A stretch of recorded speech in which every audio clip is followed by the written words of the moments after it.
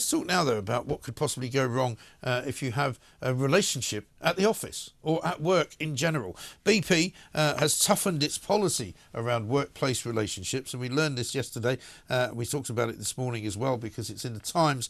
Basically, they've said they want any staff to previously who have had any previous relationship going all the way back to 2021 to notify the company that they were in a relationship with that fellow worker if they thought or felt there could be a potential or perceived conflict of interest. This looks to me like an absolute and utter minefield, so we thought we'd better get some help on it. Kate Palmer, HR Director at Peninsula, a global employment law consultancy.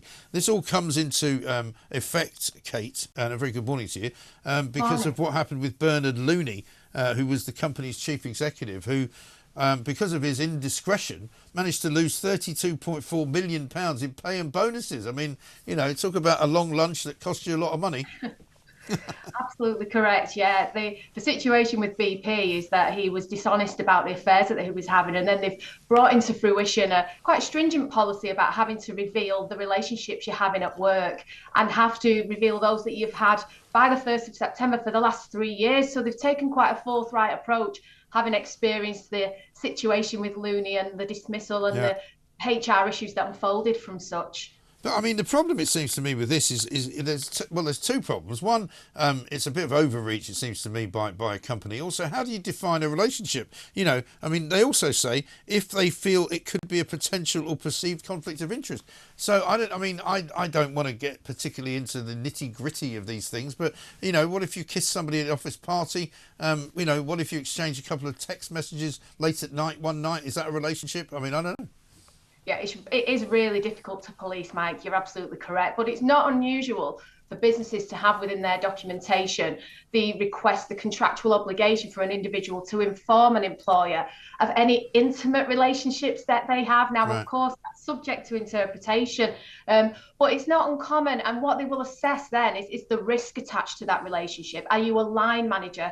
And there could be kind of issues around power and control. Are you really senior and you're having a relationship with a really junior member of staff? And how is that perceived? But in this particular case, it was more around the dishonesty of it. Yes. You know, as a CEO, as a leader of an organisation, you are critiqued from every angle, and your integrity, your honesty, your transparency, your moral compass is always being critiqued, and rightly so. You know, you're leading an organisation, but it gets more difficult, you know, when less senior people have met at the Christmas party, maybe had a little rendezvous, and then you want to manage that. It is all contextual, all based around the facts of the case. Right. And in terms of the sort of exposure to legal problems here, I mean, are the employees sort of subject to any kind of legal action if they don't do this, or could they be fired, or could they lose their job? Could they then go to a tribunal and say, hang on, I was, you know, wrongfully dismissed because somebody snitched on me? Because we were talking about this earlier, that, you know, even if you don't think anyone knows about your affair at work, everybody else does. So if somebody sort of tells on you, as it were, what's the legal position then? Yeah, I mean, many claims at tribunal materialise from issues such as this, and sometimes the kind of attached harassment claims that materialise because of the relationship. But absolutely, you know, if you're in a role and you are told to disclose an intimate relationship with your management and you don't do that, you could be subject to disciplinary proceedings, which could result in potential dismissal. Now, that very much depends on the context. You know, as I say, if you're a CEO and you don't reveal a relationship with a less senior member of staff, perhaps who you line manage, then absolutely that dishonesty could strike to the heart of the contract and mean that you dismiss that individual. It is very different in less senior roles, different contexts.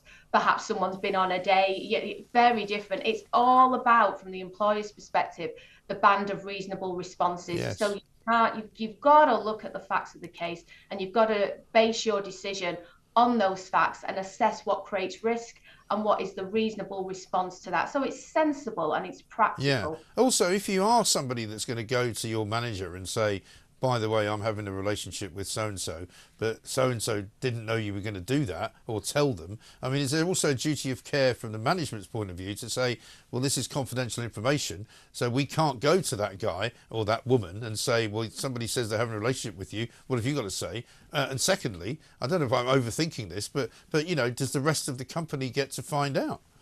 Yeah, I think if someone comes to you with a potential grievance, a concern, they reveal a relationship and they're doing that in line with company policy, it's probably remiss of you not to investigate that with the other individual involved. Right. But you're right, you have to do that. This could be an absolute nightmare, couldn't it? It could. It's very difficult to navigate, but you've got to do that investigation with confidentiality, with professionalism.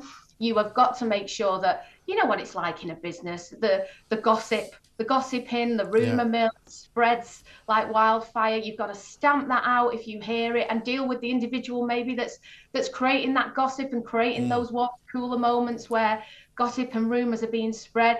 It isn't easy, I'm not going to lie, but I think it is very much reasonable for an employer to say, tell me if you're having that intimate relationship, we'll assess the risk and we'll go from there. But the onus is on the employer to be sensible in that risk assessment. Yes. I mean, the final question, I suppose, is it therefore going to be sort of something that managers go looking for now to see whether people just aren't telling them stuff?